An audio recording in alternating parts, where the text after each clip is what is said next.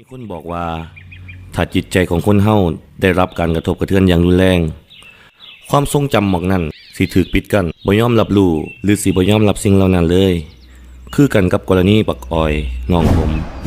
มันได้รับอุบัติเหตุกระทบกระเทือนสมองมันปิดกั้นความเจ็บปวดและความทรงจำที่เลวร้ายที่ผ่านมา8 เดือนแล้วครับ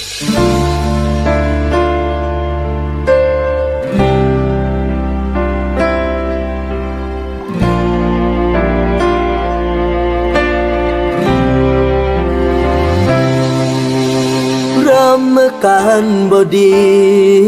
ความที่หัวใจบ่เต้น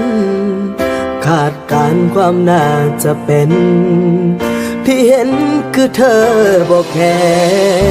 บ่ได้มีอาการแทรกซ้อนบ่มีแม้หอยบาดแผลแต่เป็นยังคือเจ็บแท้คือจังสิตายโอ้สมองเบลอเมื่อเธอบอกว่าเลิกกันอาการโคม่ากระทันหันเข้าคันหัวใจวายบ่ดนก็ตายบ่นานก็คงสิ้นใจสิมีชีวิตต่อไปแบบไหนคงขาดใจเมื่อบ่มีเธอจักสิอยู่จังใดชีวิตไอ้จังสิรอดสายใจ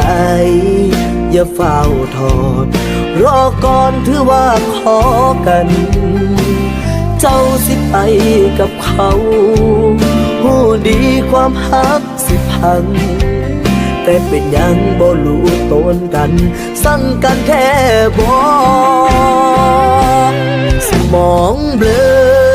เมื่อเธอบอกว่าเลิกกันอาการโคม่ากระทันหัน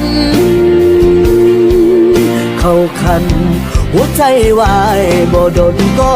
ตายบ่นานก็คงสิ้นใจสิมีชีวิตต่อไปแบบไหนคงขาดใจเมื่อบ่มีเธอโจ้น่ะมันยังไงล่ะโจ้มันเป็นที่บ้ามันเป็นที่นี่บ้าเหรอมันก็รับออกที่ห้างนี่ล่ะโจ้รับออกไป